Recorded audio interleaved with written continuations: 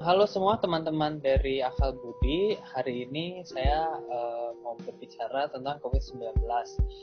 Saya David, kebetulan sedang meneruskan studi S3 saya di Departemen Virologi Molekular di Osaka University. Judul yang mau saya bawa itu hari ini adalah COVID-19, kesempatan langka belajar sedalam samudera. Nah, kita lihat sebenarnya apa sih yang bisa dipelajari dari COVID-19 ini. Nah, beberapa topik yang ingin saya bicarakan adalah pertama, dunia virus yang penuh kejutan.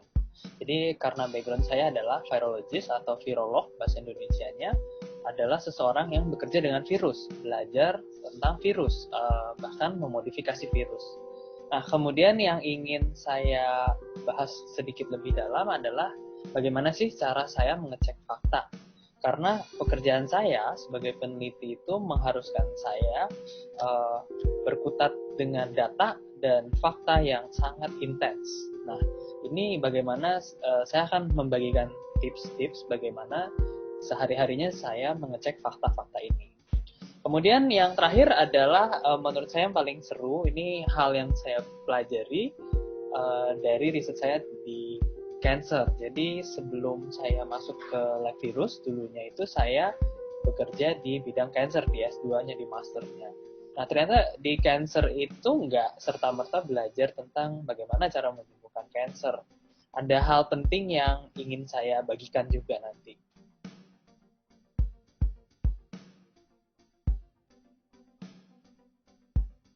Bagaimana sih chronicle atau hikayat seorang virolog seperti saya gitu. Jadi teman-teman pasti menemukan di TV-TV itu virolog A, dokter A, atau peneliti A, peneliti B.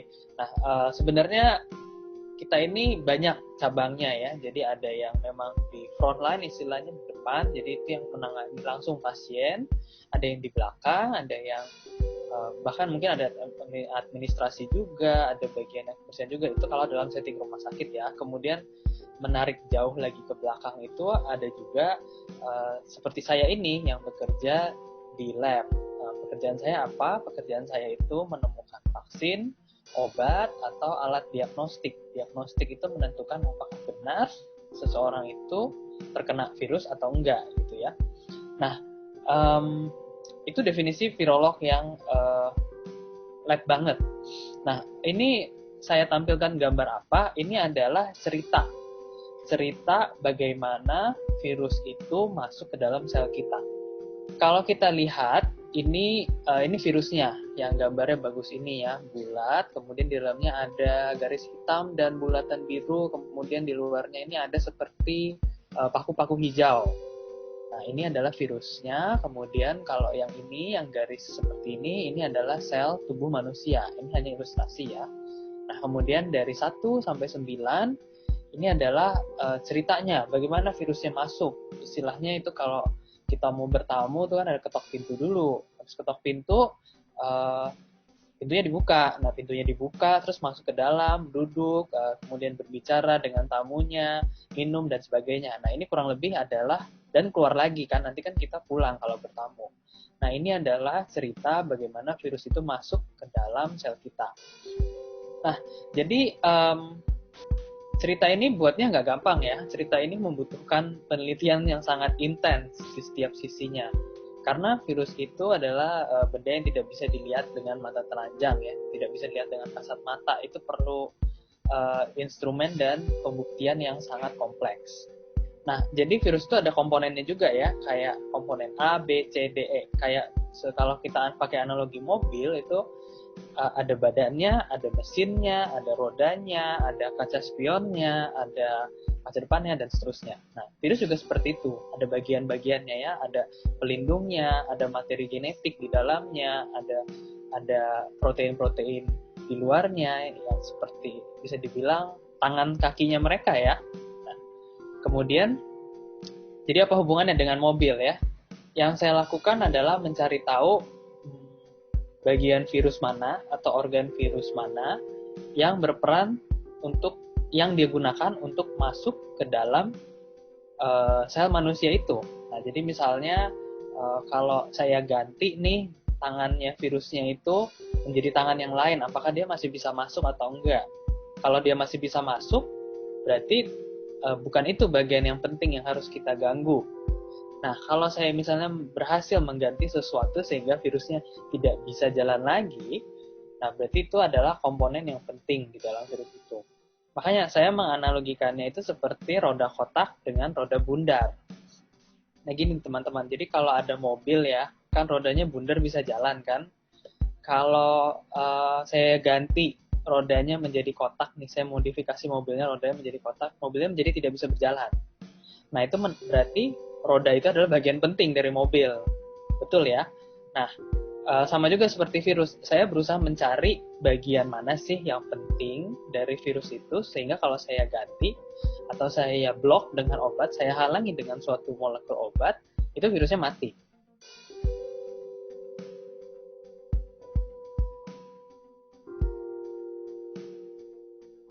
Jadi virus itu ada yang baik, ada yang kita belum tahu, ya saya kasih emoticon seperti ini, dan ada juga yang memang jahat ya dalam tanda kutip. Jahat ini artinya menimbulkan penyakit ke manusia atau hewan atau kadang-kadang tumbuhan. Ya kalau mulai dari yang jahat dulu mungkin yang paling mudah, karena ya ini kan kita sedang heboh kasus COVID-19. Nah itu salah satu contoh virus yang dalam tanda kutip jahat. Kemudian juga ada contoh virus polio misalnya, itu juga contoh virus yang jahat. Dan juga masih banyak virus-virus jahat lainnya. Nah, kemudian ternyata ada juga nih virus yang baik. Kita masuk ke virus yang baik dulu ya. Sudah hampir 20 tahun sebetulnya ya. Kita menemukan ada yang namanya oncolytic virus. Jadi virus ini bisa secara khusus mentargetkan sel yang terkena kanker. Virus ini mencari sel-sel yang terkena kanker, kemudian dia bisa menghancurkan sel itu. Sedangkan dia bisa memilih nih, kalau sel-sel yang baik ya nggak dia bunuh. Nah ini adalah contoh virus yang baik. Nah kemudian ada juga virus yang kita belum tahu. Misalnya di gambar di tengah ini saya memberikan gambar giant virus ya. Jadi ini adalah salah satu contoh dampak perubahan iklim di mana pemanasan global menyebabkan es yang di benua Antartika itu meleleh. Dan kita para virolog kaget karena ada virus-virus baru yang terbangunkan ya. Ini 2014 sebetulnya. Jadi semakin sekarang ya kita tahu kondisinya memang semakin gawat karena climate change ini atau perubahan iklim ini. Nah jadinya ini adalah contoh virus yang sebetulnya kita belum tahu apakah dia jahat atau dia baik. Cuman kita relatif khawatir karena ini adalah benda baru, dan kalau yang namanya benda baru berarti sesuatu yang belum kita ketahui, ada risiko dan bisa juga ada keuntungan. Nah karena kita ketidaktahuan itulah ini menyebabkan kita tidak berani berspekulasi terlalu banyak terkait virus ini.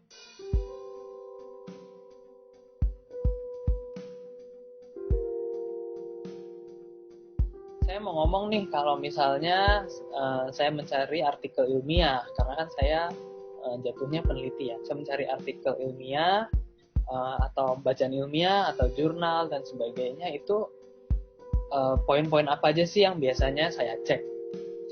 Mungkin ini nanti kedepannya bisa kalian kembangkan lagi sendiri, cuman menurut saya ini adalah hal-hal yang bagi saya penting untuk saya klarifikasikan dulu sebelum informasi itu saya telan. Nah, kita coba langsung praktekkan ya. Nah, kita praktek nih. Kalian boleh baca dulu ringkasannya. Saya mengambil contoh berita yang cukup ringan ya. Saya mengambil berita dari kanal YouTube-nya Kata Data Indonesia, seperti yang ditulis di depan. Nah, pertama yang saya lakukan adalah melihat siapa yang akan berbicara. Nah, kali ini yang akan berbicara adalah Profesor Amin Subandrio misalnya. Ya, jadi seperti yang tadi saya bilang, pertama, siapa sih yang berbicara gitu kan ya? Kamu harus cek dulu nih, orangnya yang berbicara siapa. Bahkan nanti kalau perlu habis kalian nonton video saya, kalian juga harusnya mengecek profil saya, betul nggak gitu kan. Ya kembali ke cerita saya memang masih levelnya peneliti yang baru, peneliti milenial lah ya, karena memang masih baru, masih fresh from the oven, dan ini menunggu juga nih adik-adik yang mau jadi peneliti Mungkin kalau mau ikutan meneliti tentang virus, kita sangat welcome karena kita sekarang kita tahu bahwa kita butuh sangat banyak ahli-ahli virus. Nah, kembali ke Profesor Amin nih, ke Pak Amin. Nah, pertama saya lihat dulu apa yang disediakan oleh Kata Data. Oh, dia ini Profesor Dr. Amin Subandrio, PhD, SPMKK. Apa jabatan dia? Kepala Lembaga Biologi Molekuler Eijkman. Nah, yang harus saya lakukan adalah saya akan membuka dulu Eijkman itu institusinya ada atau enggak. Ya. Jadi pertama buka dulu nih. Oh, Eijkman Institute for Molecular Biology ternyata ada.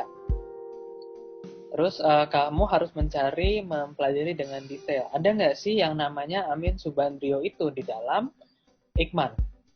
Ya, apakah jangan-jangan dia memalsukan identitas gitu kan? Kita harus curiga dulu. Nah, oke. Nah, setelah saya menemukan, orang ini ternyata betul ada di Eijkman. Orang ini betul kualifikasinya ini, dan kita lihat ini lembaga bukan abal-abal. Kemudian scientific profile-nya bisa dilihat, dia sudah pernah publikasi apa saja, ya.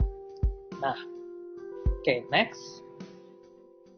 Siapa dia ini bagian yang penting ya, karena ini untuk mengatasi masalah yang menurut saya menyebar sangat luas di Indonesia. Maksudnya siapapun bisa mengklaim dia adalah ahli biologi molekuler, ahli virus dan sebagainya, tapi ternyata setelah di cross check, setelah beritanya besar, informasi menyebar kemana-mana, terus akhirnya ternyata salah. Nah, ini yang saya harapkan dari teman-teman, siapapun yang berbicara, pastikan dulu menemukan profilnya. Jadi kalau teman-teman nih punya profil Instagram, punya profil Facebook, Twitter, peneliti juga punya, tapi mungkin tidak semua peneliti punya Instagram atau Facebook ya. Nah, yang menjadi patokan emas dari seorang peneliti itu adalah saya harus bilang Google Scholar. Jadi teman-teman cari itu namanya Profesor Amin Subandrio aja diketik di Google Scholar, temukan apakah dia valid, apakah dia ada. Apakah dia bekerja di mana, seperti yang saya buka di sini. Amin Subandrio adalah direktur di lembaga Eijkman. Ya, kemudian dia sudah verifikasi email, kemudian dia ada pekerjaannya yaitu dia menerbitkan paper-paper ini dan sebagainya. Nah, ini yang gratis, alias kalian bisa nyari nih kalau Google Scholar, bisa mencari dari mana saja asalkan ada internet. Kemudian kedua yang saya cari adalah Scopus. Scopus ini mungkin tidak terbuka umum atau gratis ya, hanya sampai fitur tertentu saja. Kecuali kalau kita berlangganan. Nah, di Scopus ini juga ini adalah tolok ukur. Jadi istilahnya ini patokan yang cukup kredibel juga untuk melihat apakah si author atau peneliti ini betul ada atau enggak gitu ya. Jadi nanti teman-teman bisa cek nih, di berita ada banyak nama peneliti, ketik aja dulu di Google Scholar, kalau namanya tidak muncul ya teman-teman sudah boleh menghemat energi, tidak perlu mencari lebih jauh lagi. Yang pertama itu kamu harus memastikan kredensial orang itu ada. Nah, yang ini sebenarnya gampang lihatnya, semakin tinggi H-index-nya ya dia semakin bagus. H-index itu anggaplah kayak skor ujian teman-teman ya, semakin tinggi ya semakin bagus gitu. Nah, terus teman-teman juga harus melihat institusi dan informasi dia ini seperti apa gitu kan ya. Ini tadi udah kita bahas sedikit, jadi teman-teman bisa lihat Eijkman Institute itu ada, bisa lihat juga profil sosial medianya betul ada atau enggak, kemudian track recordnya, apakah Eijkman Institute ini melakukan hal-hal yang di luar etika dan sebagainya. Nah, itu juga harus dipastikan ya. Jadi teman-teman harus membongkar dulu nih institusi dia itu seperti apa. Nah, kemudian ini salah satu yang juga harus diperhatikan.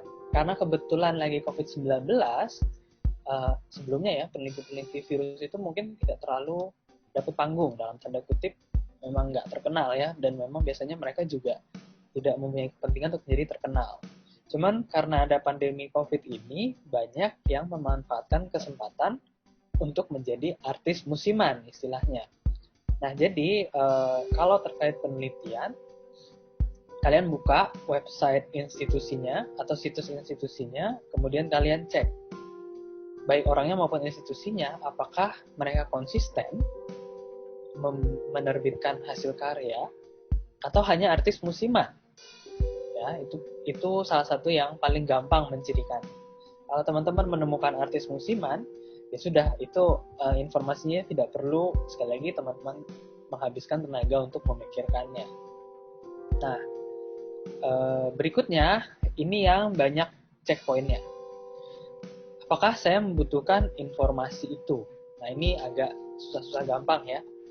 Dalam artian pertanyaannya yang pertama itu yang harus kita renungkan adalah mengapa saya membutuhkan informasi itu? Apakah untuk belajar? Untuk gosip? Kalau untuk gosip langsung coret aja ya, berarti nggak butuh. Apakah untuk ketertarikan pribadi? Kalau kita bicara yang namanya ketertarikan pribadi, berarti kalian sudah berkomitmen untuk tidak membagikannya keluar, karena kan pribadi judulnya. Hal yang berhubungan dengan diri kamu sendiri. Nah, katakanlah virus-virus tadi ya, banyak sekali istilah-istilah aneh, RNA, DNA, dan seterusnya. Kalau teman-teman merasa informasi itu terlalu dalam, bukan berarti kalian harus withdraw ya, atau kabur dari informasi itu, enggak. Berarti kalian harus kembali lagi, belajar dulu dasarnya, untuk memahami informasi advance atau lanjutan ini. Jadi katakanlah kalau tadi RNA dan DNA virus, sebetulnya itu sudah dipelajari sejak SMA di IPA. Dan bahkan setahu saya di kurikulum SMP itu juga sudah ada sedikit sekali. Cuman kalau sampai dengan kurikulum SMA, itu menurut saya sudah cukup dalam. Itu saya perlu bilang ya, itu bahkan di kurikulum tahun 2010. Jadi bisa bayangkan waktu 2020 sekarang ini tuh informasi sudah berkembang sejauh apa. Nah, sekali lagi ini bukan berarti teman-teman kalau melihat informasi terlalu dalam, bukan berarti kalian harus kabur ya. Tapi kalian justru harus belajar dulu basicnya. Yang tertinggal itu dasar-dasarnya kalian kejar lagi. Dan belajar lagi, baca lagi, apalagi dengan perkembangan internet. Nah, ini merupakan kesempatan emas. Kalau dulu orang tua kita itu masih susah terjangkau dengan internet, atau hampir sama sekali tidak ada, harus ke perpustakaan dan seterusnya. Nah, sekarang ini kita harus memanfaatkan internet dengan sangat baik. Ini adalah kesempatan yang langka munculnya. Kemudian berikutnya terkait kapan itu, apakah informasinya sudah kadaluarsa. Jadi ya karena perkembangan ilmu pengetahuan dan teknologi dengan yang sangat cepat, informasi juga kadaluarsa dengan sangat cepat. Ya, katakanlah ya kalau terkait COVID saja ya, misalnya waktu awal-awal muncul itu kita tahu dia menyebarnya melalui droplet atau percikan yang ukurannya cukup besar. Kemudian lama-lama kita tahu ternyata bisa ada kemungkinan ya, saya baru bilang ada kemungkinan ini bisa menjadi aerosol atau partikel yang lebih kecil juga bisa menginfeksi. Nah, ini perkembangan informasi begitu luar biasa cepatnya, jadi kita harus melihat apakah informasinya sudah kadaluarsa atau belum ya. Kemudian berikutnya adalah poin di mana saya mendapatkannya. Apakah saya dapat dari grup WhatsApp, dari sosial media, dari Tokopedia, dari situs jurnal atau berita terpercaya, atau yang lagi heboh sekarang dari Bu Tejo misalnya, atau pernyataan langsung dari orangnya, gitu kan? Nah, ini di mana ini sangat penting. Kalau di grup WhatsApp itu nggak ada editornya, ya. Apalagi kalau dari Bu Tejo, itu siapa yang mau verifikasi kan ya? Nah, itu kenapa situs berita atau koran yang terpercaya atau situs jurnal, katakanlah kalau di bidang saya itu yang terkenal adalah Nature, Cells, dan Science. Itu selalu menjadi patokan kita bersama. Jadi di mana saya mendapatkan itu menjadi penting karena situs itu atau institusi itu di backup oleh editor yang profesional. Artinya mereka sudah harus menandatangani deklarasi etik, harus mendapatkan gaji ya pastilah ya. Kemudian bisa mempertanggungjawabkan kalau ada apa-apa nanti akan diseret ke pengadilan dan seterusnya. Nah, itu mengapa kita bisa mempercayai bahwa ada beberapa situs jurnal ilmiah yang menjadi patokan kita. Kemudian berikutnya apa dampaknya jika saya menyebarkan atau tidak menyebarkan informasi ini. Jadi ini, this one is about impact ya. Apakah terjadi kalau saya menyebarkan, misalnya saya belum expert banget dan saya tidak bisa memverifikasi lebih lanjut, apakah ini menjadi bijak kalau saya asal forward message-nya. Nah, ini menjadi bahan pertimbangan saya juga ya. Kemudian jika saya menyebarkan informasi ini, apakah ini akan menambah konten positif di Indonesia? Nah, kalau kalian belum yakin apakah itu akan menjadi konten positif ya, atau kalian di posisi netral, ya berarti jangan disebarkan dulu. Pelajari dulu lebih dalam dan sampai satu titik bahwa kita, oh ini bermanfaat, ini impactful kalau saya sebarkan.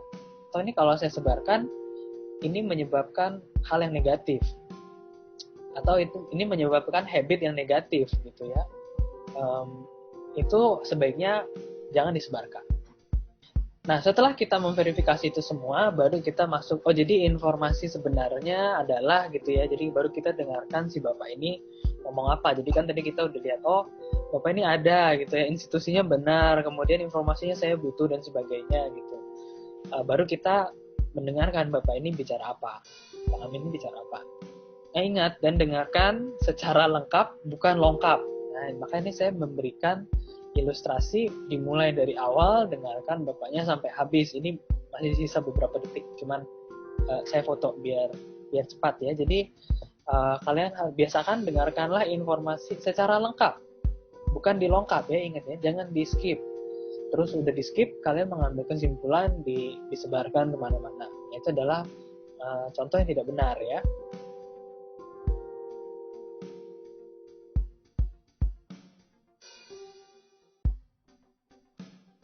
Ini saya mau cerita, ini lebih ke cerita adalah bagaimana sih sebenarnya saya itu belajar loh dari Cancer. Belajar nggak cuman serta-merta menggunakan ini ya, ini fancy pipette seperti ini. Jadi ini kalau teman-teman nonton Harry Potter ya, ini tongkat sihirnya peneliti ini kayak begini. Ya ini intermezzo aja ya. Jadi tidak hanya saya belajar tentang riset waktu dulu belajar cancer dan aging ya, kebetulan topik saya adalah aging dan cancer. Saya juga ternyata belajar keberagaman. Ada hal menarik yang bisa kita pelajari dari cancer. Jadi gambar di pojok bawah ini adalah breast cancer atau kanker payudara yang sudah diisolasi ya. Jadi diisolasi kemudian bisa dikembangkan di plate culture, istilah kita, di piring untuk mengkultur sel ini ya. Jadi bisa diperbanyak terus dan terus. Saya tuh sebel. Saya sebel. Kenapa sih ini cancer susah banget ya cari obat. Jadi teman-teman mungkin tahu ya, cancer itu sangat hot topic karena nyari obatnya susah ya, nggak segampang obat batuk pilek atau demam. Demam kalian bisa minum paracetamol gitu ya misalnya. Apa sih obat cancer itu susah. Terus cancernya di mana-mana lagi ya. Breast cancer, cancer leher, mulut, usus besar, prostat lah, cancer otak dan sebagainya. Ternyata cancer itu sulit disembuhkan karena cancer itu begitu diverse. Mereka itu begitu beragam. Ya. Selain tadi kita udah cerita nih masalah breast cancer, lung cancer dan prostat cancer, pokoknya semua jenis cancer tuh hampir ada ya, skin cancer gitu. Ternyata di dalam jenis breast cancernya aja ini ya, kalau teman-teman lihat satu sel, ini ada banyak sel ya, satu garis ini berarti satu sel, kira-kira ini saya nggak tahu, nggak mungkin bisa saya hitung ya, 1, 2, ternyata setiap sel kanker itu punya ciri yang berbeda, jadi genetiknya berbeda. DNA antara sel cancer yang satu dalam satu wadah saja ya, dalam satu piring ini, sel cancer yang satu dengan sel cancer yang lain itu berbeda. Jadi diversity-nya meskipun judulnya breast cancer gitu ya, diisolasi dari wanita sekian tahun, bla bla bla gitu ya, cuman diambil 1 cm kan begitu kecil ya, ternyata dalam 1 cm itu luar biasa beragam. Jadi sel yang satu dengan sel yang lain itu berbeda. Keberagaman itulah yang membuat kita sebagai peneliti itu sulit menemukan obatnya. Keberagaman itu membuat cancer sangat kuat, ya. cancer menjadi kuat karena saya matiin yang satu, yang satunya tidak mati gitu kan. Kemudian saya matiin yang C gitu, yang ujung sana saya matiin, yang sebelah sini nggak mati, terus yang sebelah sini berkembang. Cuman ternyata kalau kita belajar, oh dengan beragam mereka menjadi sangat kuat. Mereka jadi nggak bisa terkalahkan si sel kanker ini. Bukan tidak bisa terkalahkan. Ya kita harus mencari cara supaya mereka jadi seragam dulu nih. Seragam dulu baru kita bisa matiin. Sebenarnya begitu ya. Ya rata-rata approach yang atau metode atau obat-obatan itu bagaimana sebenarnya ya sangat fundamental tuh kita menyamakan mereka terus kita hancurkan atau kita bunuh. Nah, jadi ini pelajaran yang sangat berharga. Ini kenapa saya menaruh ilustrasinya uang baru kita 75.000, uang peringatan ya, uang peringatan 75 tahun kita merdeka. Bagian belakang ini menggambarkan anak-anak dengan pakaian adat dari ujung barat Indonesia hingga ke ujung timur Indonesia, semuanya ada. Atau setidaknya perwakilannya ada. Jadi dengan ini semangat keberagaman ini tuh harus kita maknai sebagai kekuatan kita. Kalau belajar dari cancer itu ya. Nah, jadi dengan beragam kita menjadi kuat gitu ya.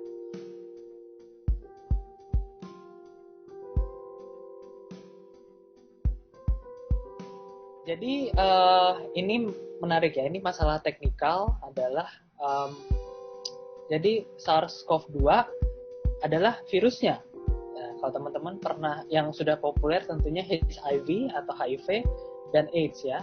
Nama virusnya adalah HIV atau HIV, nama penyakitnya AIDS. Nah, seperti juga kali ini, pandemi kali ini, nama virusnya adalah SARS-CoV-2. Nama penyakitnya adalah COVID-19.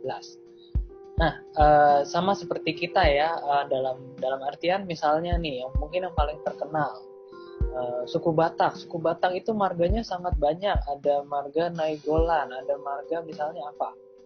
Panggabean misalnya ya.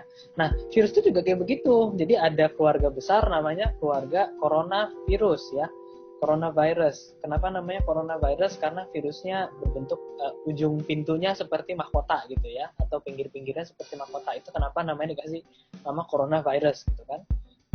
Nah, SARS-CoV-2 ini salah satu keluarganya gitu ya. Salah satu keluarganya coronavirus. Sebenarnya coronavirus itu banyak.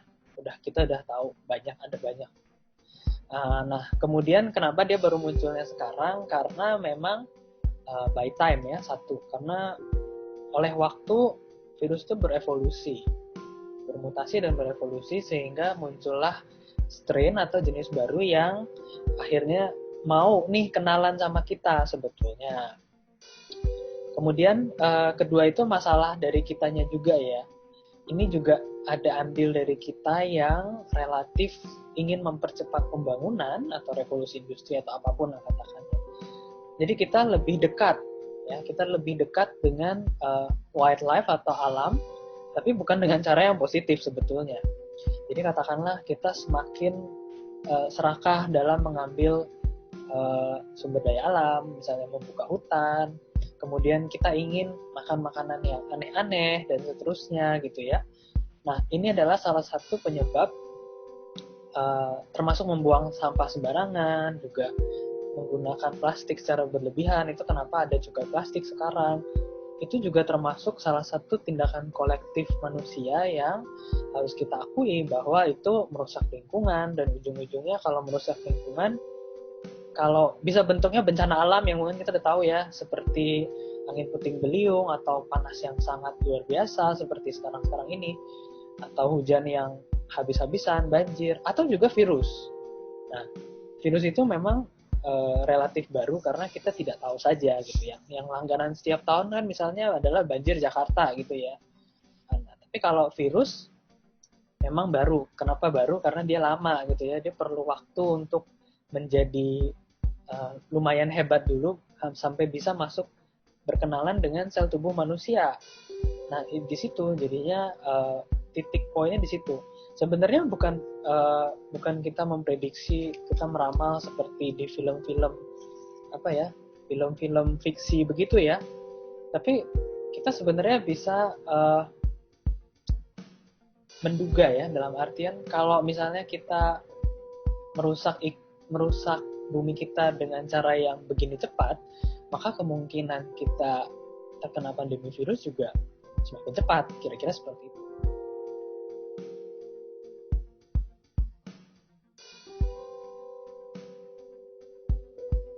Virus ini baru, jadi bahkan saking barunya cara penularannya aja tuh kita berkembang ya. Jadi awal-awal kita bilang droplet, terus mau nggak mau kita harus klarifikasi. Pada kasus tertentu itu berubah menjadi aerosol, artinya dia bisa menyebar melalui udara dalam radius cukup jauh, tapi dalam kasus tertentu. Nah itu yang bikin sulit ya. Dan tapi kadang-kadang orang tidak mencerna informasi itu secara utuh.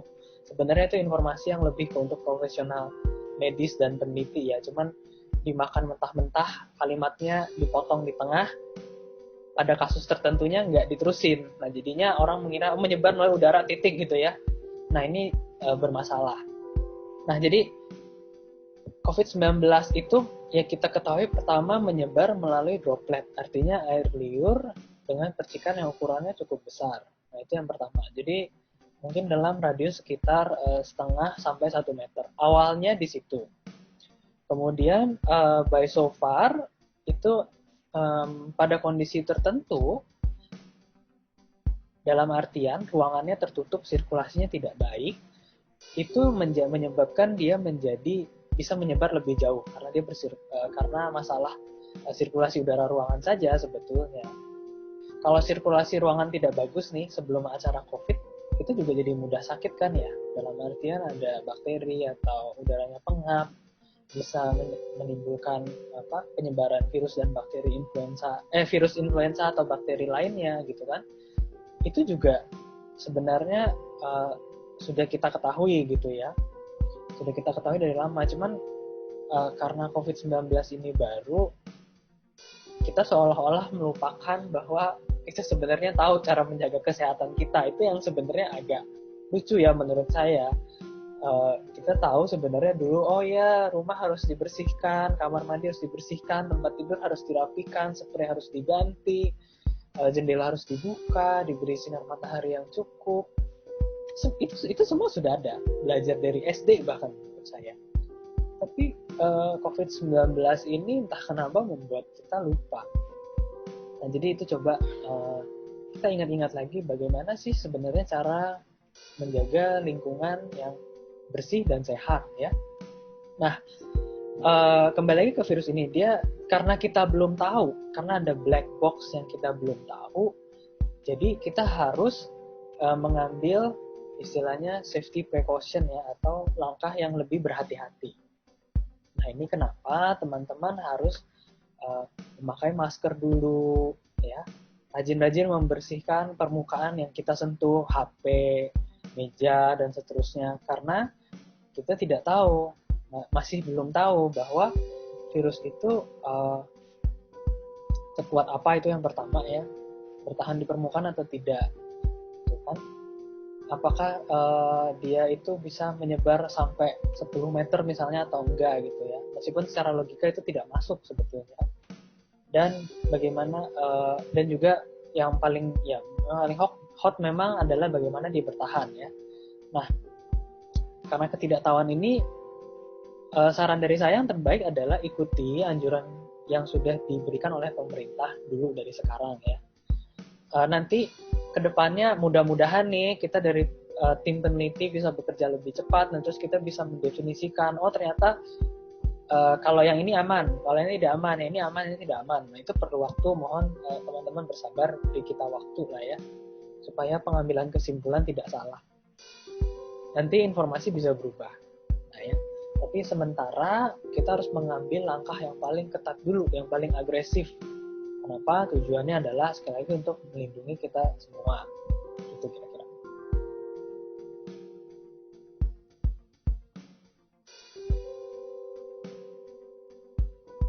Ya, jadi waktu saya sama Kak Ayu bikin cerita tentang virus, antivirus, vaksin, dan genom ya. Ya visualnya lengkap-lengkap enggak sih ya, tapi lumayan lah ya. Jadi vaksin itu sebenarnya latihan ya untuk tubuh kita. Jadi bedanya vaksin itu latihan untuk tubuh kita diberikan informasi terlebih dahulu nih. Informasinya adalah A, B, C, D. Nanti penjahat yang datang adalah seperti ini ya gambarnya. Misalnya ciri-cirinya pakai kacamata, bajunya warna biru, ada topinya dan sebagainya. Kalau obat itu lebih ke menyembuhkan gejalanya ya. Jadi kalau gambarnya di sini rumahnya rusak gitu ya, udah dibobol baru datang gitu kan. Nah, vaksin nggak bisa bekerja menyembuhkan rumah atau sel yang udah rusak ini ya. Obat bekerja dengan cara memugar kembali rumah yang sudah rusak. Bisa dibilang begitu. Tidak semua obat, tapi bisa dibilang begitu. Kalau vaksin itu lebih ke kita tadi ya di awal diberitahu ciri-cirinya, nanti tubuh kita yang akan mengatur atau mengadjust sendiri, membuat sel imun. Kemudian nanti sel imunnya bisa menangkap si virus itu gitu ya. Nah ini bedanya vaksin dan obat. Nah obat itu lebih ke, kalau bahasa lengkapnya, vaksin itu untuk mencegah, kebanyakan vaksin ya. Meskipun sekarang vaksin berubah lagi, ada yang bisa menyembuhkan bla bla gitu, cuman masih 90% vaksin mencegah. Kalau obat itu mengobati gejala ya, jadi gejalanya timbul diobati. Nah itu bedanya vaksin dan obat, itu penting. Nah kemudian berikutnya mengenai kenapa sih vaksin itu lama ya, atau progresnya udah nyampe mana. Semua orang tuh kayak mendesak saya sebetulnya ya, kayak sejak dari awal, Mas ini vaksinnya kapan jadinya ya. Saya bilang mungkin kalau bisa jadi 2021 juga bagus gitu ya menurut saya. Itu udah sangat cepat, karena biasanya jadinya 10 tahun. Wah lama banget mas, kita keburu hilang dari muka bumi katanya.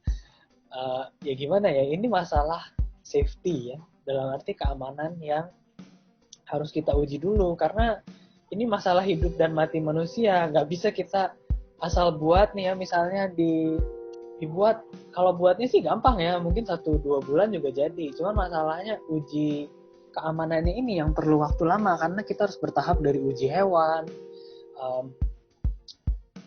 uji di sel dulu, kemudian baru masuk uji hewan, uji manusia, dan sebagainya. Saya langsung kasih contoh aja lah ya. Coba saya ganti. Ini ya contoh. Saya berikan langsung contohnya nih ya, clinical trial yang dilakukan di Amerika mengenai penggunaan vaksin BCG ya. Vaksin BCG sempat dikabarkan bisa untuk digunakan untuk vaksin COVID-19. Nah ya. Jadi saya mau mengajak teman-teman melihat saja nih ya. Pertama, nggak usah semuanya, saya cuma mau meng-highlight beberapa. Pertama, partisipannya 1120. Kamu bayangin, cari orang 1120 itu tidak gampang. Kenapa? Karena mencari yang mau diberikan obat coba-coba gitu kan ya. Karena kita belum tahu. Terus ada juga orang harus terima nih, ada 2 grup. Satu grup yang dikasih obat atau dia dikasih vaksin BCG-nya, satu grup dikasih placebo. Placebo itu apa? Obatnya kosong, nggak ada. Gitu kan.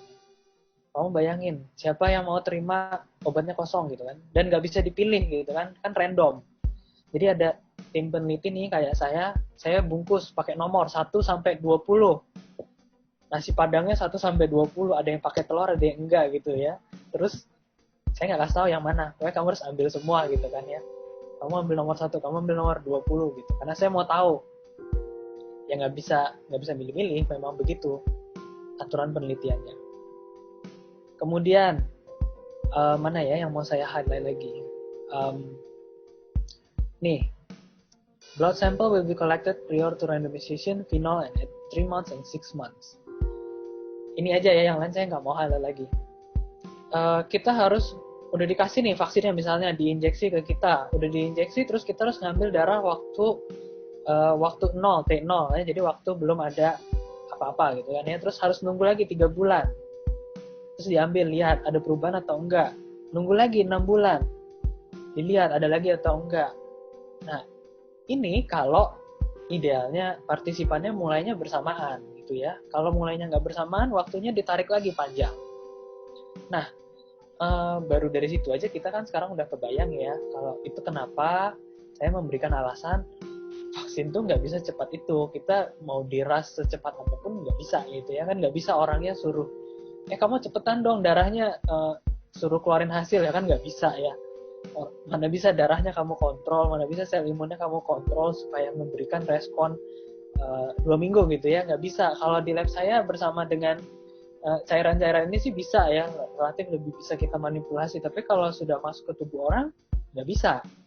Nah ini belum lagi bicara keamanan, misalnya dalam 3 bulan terus orangnya telepon gitu kan, Pak saya merasa demam-demam, kaki saya kram atau sebagainya. Nanti kan kita harus evaluasi apakah itu karena vaksin uji coba atau karena memang si ibu ini habis jalan-jalan ke pasar karena merasa udah dapat vaksin, terus jalan-jalannya terlalu semangat gitu ya, 5 jam gitu ya, akhirnya jadi sakit gitu misalnya. Nah itu kan jadi bias karena kita sangat sulit mengendalikan manusia ini, tidak seperti mengendalikan sampel-sampel lab saya.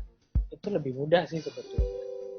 Nah itu kenapa teman-teman saya minta waktunya dan minta pemahamannya supaya vaksin tuh nggak bisa diciptakan dengan cepat, karena ini demi keamanan kita semua gitu. Kita tidak bisa memberikan vaksin yang abal-abal gitu ya, nggak bisa coba-coba, nanti kalau orang mati kita gimana hidupinnya lagi gitu kan ceritanya.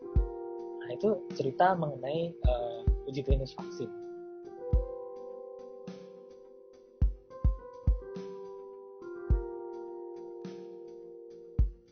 Seperti judul yang saya bawakan tadi, COVID-19 itu adalah kesempatan langka untuk belajar sedalam samudera. Kita dari orang virus kita tahu kalau mutasi virus ini lambat ya, nggak secepat itu ya.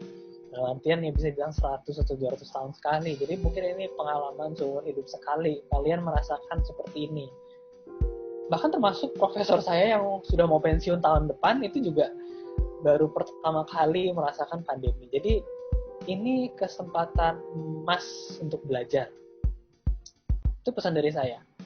Belajar. Dan saya perlu bagikan bahwa kita itu sekarang punya teknologi informasi, bisa bertemu dari Zoom. Bahkan sekarang saya di Osaka, jaraknya 8 jam ya. Mungkin zona waktu saya sama dengan teman-teman dari Indonesia Timur, dari Papua dan Sulawesi sebelah sana. Sangat luar biasa saya bisa berbagi seperti ini. Bayangkan kalau kita mundur katakanlah 30 tahun aja ya misalnya. Waktu HP itu masih segede batu bata gitu ya. Itu nggak bisa berbagi informasi seperti ini. Jadinya teman-teman yang hidup di waktu sekarang ini kesempatan emas sekali ya, tapi ya harus hati-hati karena informasi yang sekarang beredar itu sangat luas ya, sangat banyak. Jadi harus mencari, harus bisa memilah dengan benar informasinya dan mendapatkan yang otentik, yang betul, yang bagus dan yang bermanfaat untuk kita ya. Nah kemudian yang satu lagi yang ingin saya bagikan terkait keberagaman adalah Indonesia itu ya beruntung ya, sampel-sampel dari Indonesia itu sangat dicari oleh peneliti-peneliti luar negeri ya, jadi sangat diburu. Entah sampel tanaman, sampel laut, sampel maaf ya saya harus bilang sampel kotoran kita tuh juga sangat bervariasi loh. Kenapa? Karena makanan yang kita makan dari teman-teman Indonesia Timur sampai Indonesia sebelah Barat itu berbeda. Jadi kotoran itu atau mikrobiota ususnya kita berbeda.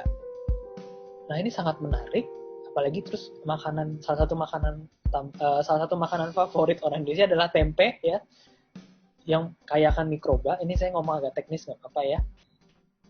Itu memperkaya sekali variasi mikroba di usus kita ya.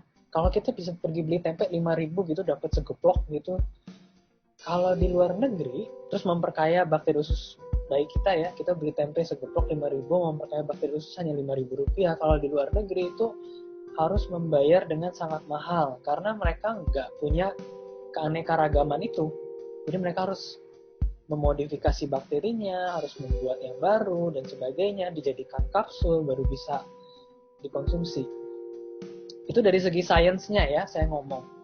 Jadi itu menunjukkan keanekaragaman kita sangat kaya sampai dicari-cari sama peneliti-peneliti luar negeri. Kembali lagi terkait keanekaragaman itu, jadi keanekaragaman itu sudah terbukti di mana-mana ya. Baik di tadi yang saya cerita sel kanker saya, mikroba tadi di usus, kemudian keanekaragaman makanan yang tadi saya cerita, itu sudah terbukti bahwa semakin sesuatu itu aneka ragam atau banyak varietasnya, itu semakin kuat. Nah, dari situ kita harus juga sadar bahwa kalau nih misalnya kita ada berbagai suku bangsa, berarti saya sih sangat percaya diri ya, berarti penyelesaian COVID itu bisa dilihat dari berbagai sudut pandang. Jadi nanti solusi yang kita punya itu solusi yang unik, menarik. Unik menarik bukan berarti mementingkan suatu golongan aja. Jadi kita tuh bisa mendapatkan, akhirnya ya menurut saya nanti kita bisa mendapatkan suatu, saya yakin kita akan mendapatkan suatu solusi yang beragam. Nah, solusi inilah yang menurut saya akan excel, dalam artian tidak terlalu ekstrim kiri atau ekstrim kanan. Kira-kira seperti itu. Nah, jadi kata penutup dari saya, kalau nih sel-sel bakteri-bakteri aja udah tahu keanekaragaman bisa memperkuat mereka loh. Memperkuat mereka. Masa kita yang dalam tanda kutip ya lebih mempunyai sistem saraf yang lebih kompleks, otak yang lebih kompleks, masa kita kalah sama bakteri gitu ya, yang hidupnya paling berapa sih 24 jam terus dia mati gitu ya, harus lanjut ke anak bakteri berikutnya gitu loh. Jadi kalau mereka beragam menjadi kuat, kenapa kita nggak beragam juga menjadi kuat gitu ya? Ya, kira-kira itulah penutup dari saya. Semoga teman-teman Akal Budi bisa memanfaatkan pandemi ini sebagai momentum belajar, lebih semangat. Teman-teman bisa berkenalan dengan Zoom, seluruh Indonesia bisa tahu gitu ya. Nah, dan bisa belajar keberagaman, bisa belajar banyak ilmu sekaligus ya, ilmunya lebih dari buku pelajaran kalian. Nah, itu menurut saya harus kalian manfaatkan sebanyak-banyaknya, kalian gali terus. Oke, demikian dari saya pemaparan mengenai wawasan COVID ini. Semoga bermanfaat untuk teman-teman Akal Budi, dan jangan lupa selalu dicek terus ya siapa yang berbicara termasuk saya. Selalu dicek, cross check, dan jangan dengan cepat menerima informasi begitu saja. Ingat selalu cek dan cek lagi, dan terus semangat belajar di tengah pandemi COVID-19.